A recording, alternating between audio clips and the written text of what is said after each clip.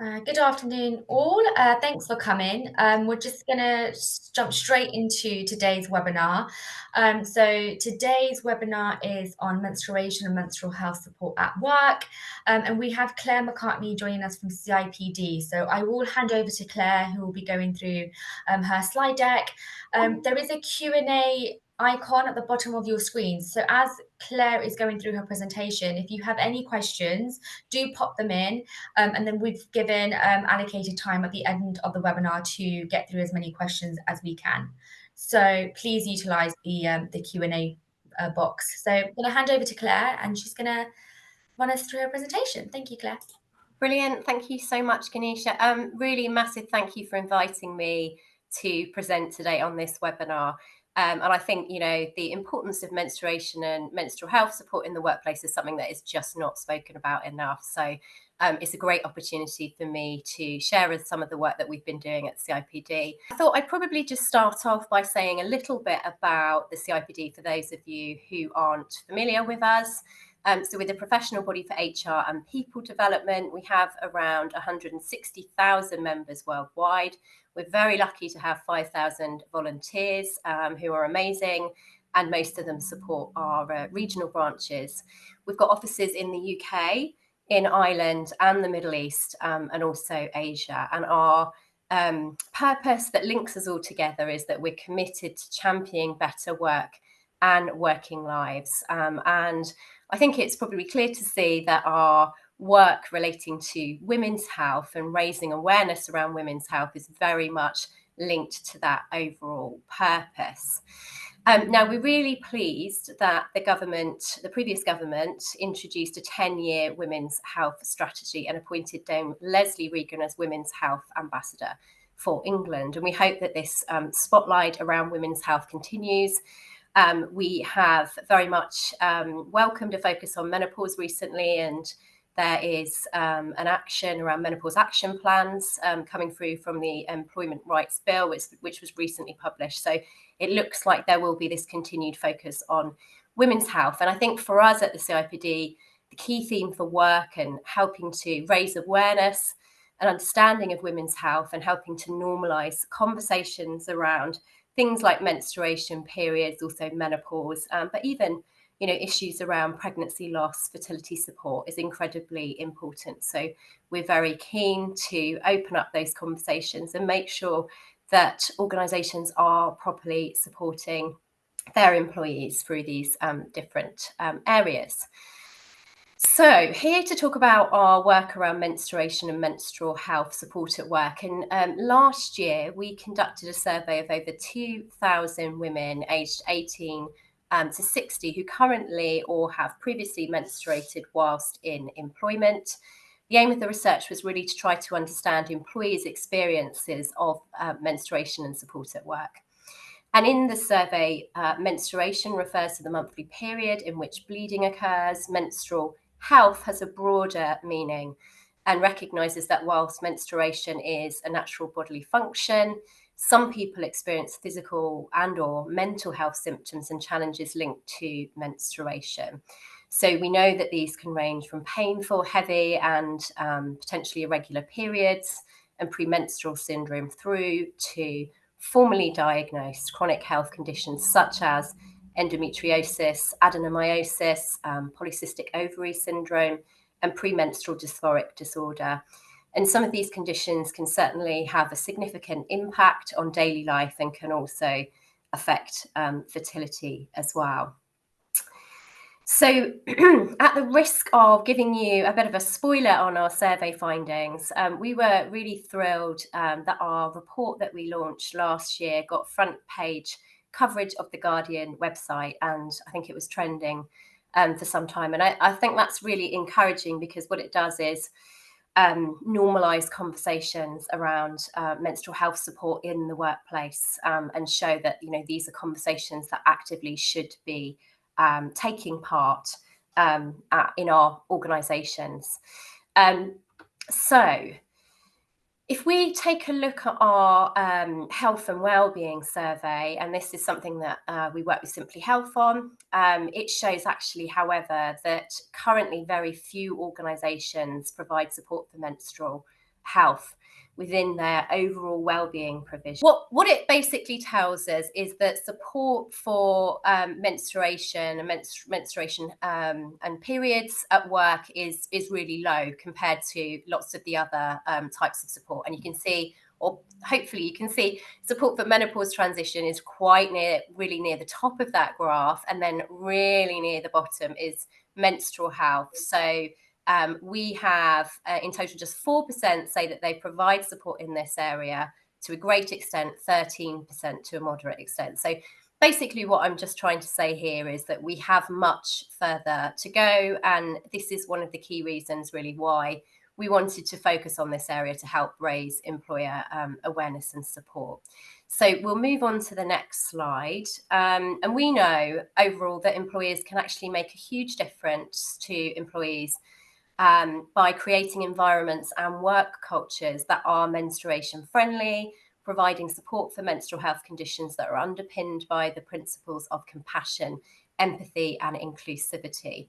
And in our survey findings, and you can see this here, almost 8 in 10 say that they have experienced menstruation symptoms. And I think no surprises there, and I'm sure many of us can relate to the symptoms that we've got associated on this slide. So the most common symptoms include abdominal cramps, feeling irritable, fatigue, bloating, low mood, but there are a wide range of symptoms experienced, as you can see here.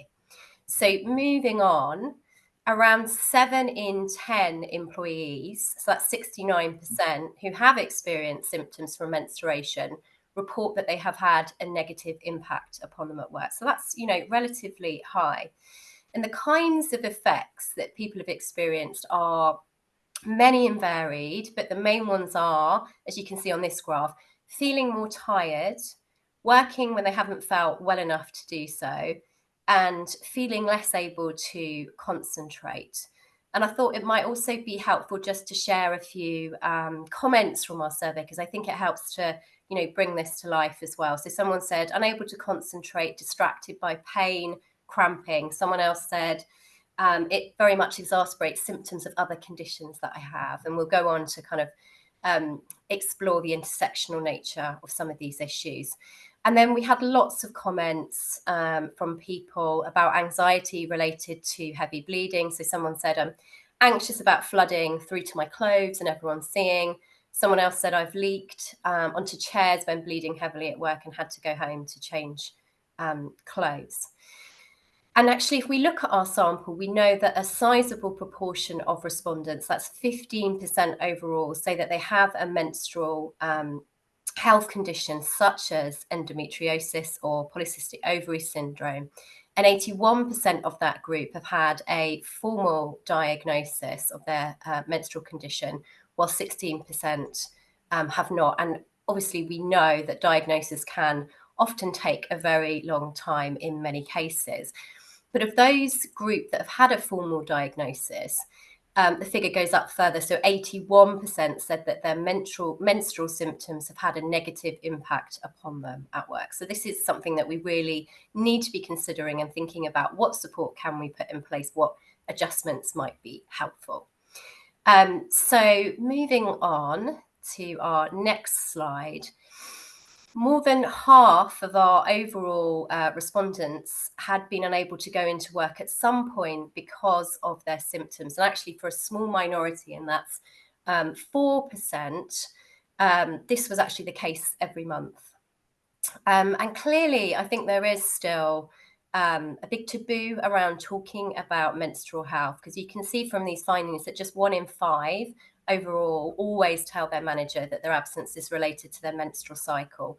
But around half, 49%, said that they never tell their manager that their absence is related to their menstrual cycle. And when we asked why they felt unable to tell their manager the real reason they were unable to go into work, employees said it was because they felt the problem sadly would be trivialized. And I think this is quite a revealing quote, really. So someone said, even when I'm off sick with period related issues, I would never tell my employer the real reason. I don't feel like it's an acceptable excuse. So other reasons for not sharing that that people feel embarrassed, and others prefer to keep the matter private, which I think is also understandable.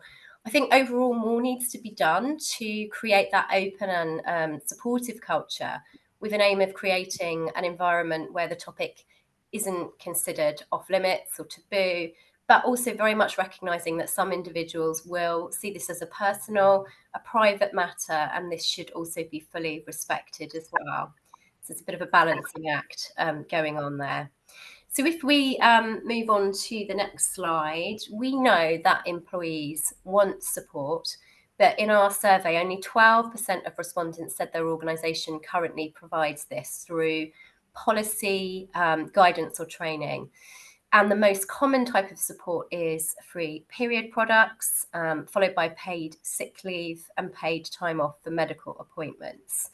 But as you can see from this graph, any other type of support is even less commonly available. And we've got over half there, 53%, saying that they haven't received any kind of support from their employer. So if we move on again to our next slide, I thought it would be helpful just to look at what our participants say that they most value in terms of support. And we can see, first of all, free period products up the top there, 53% saying that. So that chimes with what some employers are offering, which is great. Planned flexible working is also really high up there. And I think, it's important here to consider different types of flexibility, because we know a high proportion of people are in roles where they can't work remotely. They might be in frontline roles, and it's really important to think about what type of flexibilities might help in terms of support. And then also more breaks when needed throughout the working days, really high up on the list of things that women would value in terms of support. And then I thought I'd just share a few other comments coming through from our survey, because I think they're quite interesting and illustrative. So someone says more toilets for women. We only have one toilet for all employees and the public and customers. Someone else says easier cover for unexpected toilet breaks. We've also got a comment saying coaching for managers would be really helpful on how to have the conversations and place employees at ease. Someone else saying perhaps an easy way to notify managers that you're feeling unwell that doesn't add to any embarrassment. So I think some helpful, interesting ideas coming through there around, ways of communication and, support as well. So let's move on to the next slide. And I just wanted to kind of briefly say a little bit more about the wider impact of menstruation at work. So overall, 12% of respondents say their menstrual symptoms have had a negative impact on their career. And actually, if we think about kind of the intersectional nature, this actually increases to 29% for those with a self-reported menstrual health condition. It's 24% for those that have a disability. And it's also higher for those who identify as LGBT plus as well. So I think it's worth thinking about kind of the intersectional nature going on here. And some other figures around this: 6% say that menstrual symptoms have impacted them in a way which has led to formal action at work. A similar proportion feel that they have been discriminated against at work because of menstrual symptoms. And a lack of overall support has prompted around 8% to leave or consider leaving their jobs. So, that's quite interesting, compelling findings coming through there. So let's move on to our next slide. And I just wanted to say also that overall our findings show that most employees don't feel a strong sense of support in their organisation in relation to their menstrual cycle. So people are much more likely to feel supported by their colleagues than by their employer or their manager. However, we do know that workplace support makes a difference, with those that work in organisations with support more likely to say that their menstrual symptoms have not negatively impacted upon their career progression. So that's quite an interesting finding. So here, what are some of the practical things that organisations can do and introduce to promote awareness and good practice, firstly around menstruation. And I think the best starting place, obviously, is to consult with your own employees and find out what would be most suitable for them and, for your work environment. But I think hopefully this practical list gives some options and things to think about. And I'm sure many of you are probably putting some of these into place or thinking about putting some of these into place. But I think they're quite helpful. So ranging from free or subsidised period products, which we've seen some employers already doing, our participants really would value, through to thinking about uniforms, the colour, what they're made of, making sure that there are spares, that they're in different sizes. More frequent breaks really was, coming through as important to our respondents in our survey. So that's something really to think about. Flexible working arrangements we talked about, but also offering access, perhaps if you are able to digital health apps, symptom trackers, can also be really helpful. Having a policy in place, I think, is really helpful. Not that that should sit on the shelf, you want to bring that to life, but it's really important to have that because I think it can help to start the conversation and show people that you have support in place. And then there are other ideas there around, training and resources. You might want to have champions in the workplace. Some organisations this works, really, really well as well. So hopefully that is a menu of options that would be helpful. I've got a link to our guidance at the end of the slides with a QR code, so you can have a look at that. It's all available for free. Ganesh, I'm more than happy to share these slides as well, if that's helpful for people on the call. So just moving on now and nearing the end of some of my slides, but I just thought actually it would be helpful just to share some of the principles to promote awareness and good practice around women's health. And we quite often, we've done a lot of work around menopause support as well, and we quite often talk about 4 pillars, which we think are quite helpful building blocks for organisations. So I thought I'd just share those here. So the first one is around building an open and inclusive culture to help normalise women's health issues in the workplace, such as menstruation and menopause, to hold supportive discussions and open dialogue. The second is really trying to raise awareness, tackle any stigma. And I think, some of the things that organisations do are, communicate positive messages around women's health and support, demonstrate that leaders and managers take these issues seriously, include reference to menstrual health and menopause in policies and guidance, have a dedicated section if you've got an intranet around women's health, or celebrate or raise awareness about specific days relating to different areas around menstrual health and menopause as well. So the third area is developing a supportive framework, really, and this could include, I don't think it needs to be too prescriptive, it could include policy provision, support pathways, guidance, also training as well. But I think what's really important is just to make sure that you have the support in place, but that you are also actively communicating that, and also that you're looking at all of your other provisions, looking at your working conditions and environment, and thinking about which elements are relevant to supporting women's health, what needs perhaps changing. So doing a little bit of a kind of an overview and an audit. What are some of the quick wins that actually could make a big difference to people within your organisation? And I think it's also important to make sure that your absence management system is fair and flexible enough that it's not unfairly penalising someone who's experiencing ongoing menstrual health or menopause symptoms as well.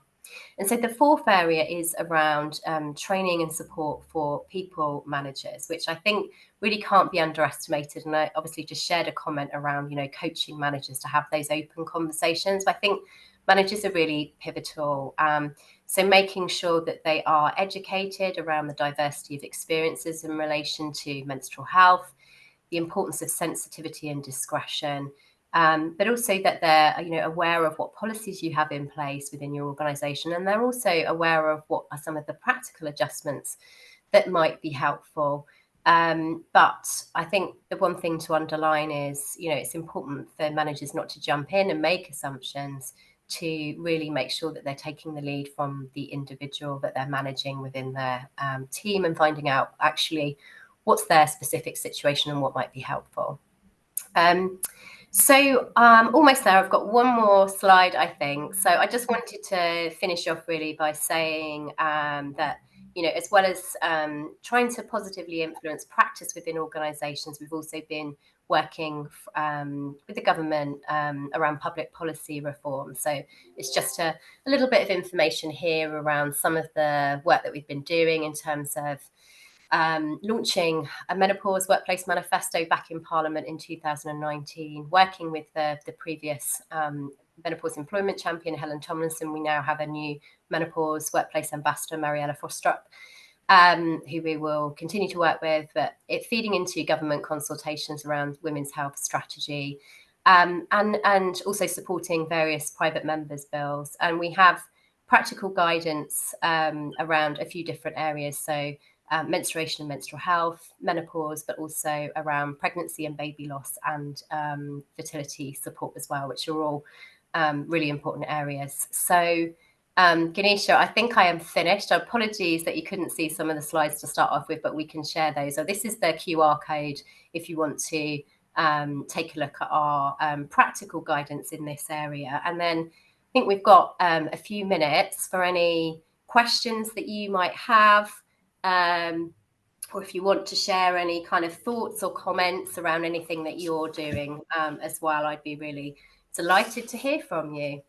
Thank you so much, Claire. What I'll do is give you a breather. And if people do have any questions, or even, as Claire mentioned earlier, if you have any tips or statements that you'd like to share, if you pop it into the Q&A chat, and I can share them for everyone. But we do have one question, Claire. Do you have any examples of good practice in terms of support that can be offered when someone has a male manager and perhaps might not feel comfortable discussing this issue with them?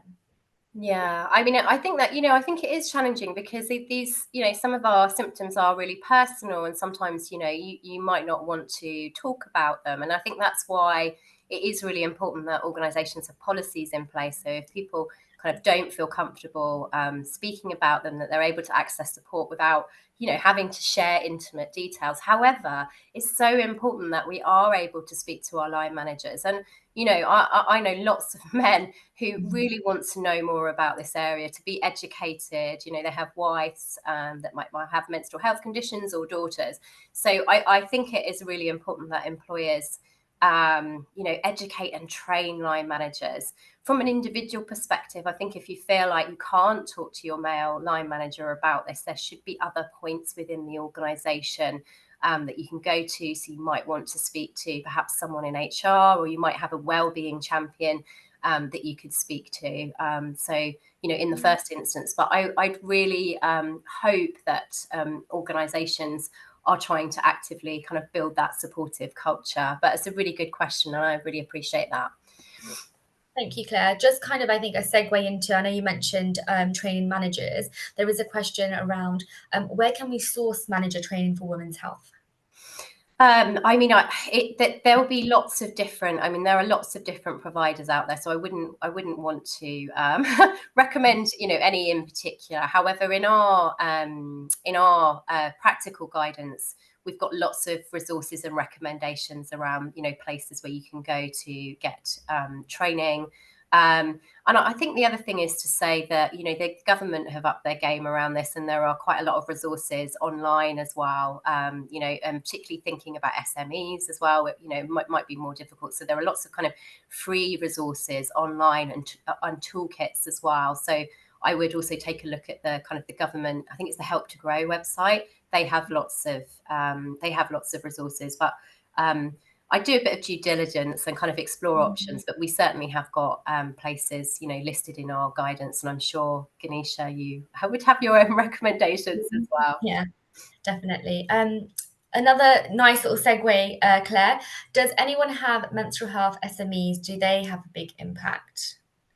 I think this might be a question in regards to do we have any, I think, guess data or information around SMEs and menstrual health? And do we know the Yeah, I mean, we can. I think we can break down our survey results by size of organisation, and you won't be surprised to find that SMEs are not going to be doing as much in terms of menstrual health and menstruation, because that is often the case because of lack of yeah, resources. But also, I think in smaller organisations, sometimes it's easier to create an open culture. You might have better relationships with your line yeah, managers and other people. So there are real opportunities there. And also, as I said, the government's Help to Grow website has resources around menopause, but also menstrual health in the workplace. And they're very much geared to SMEs as well. So I would definitely take a look at those resources. yeah. Thanks, Claire.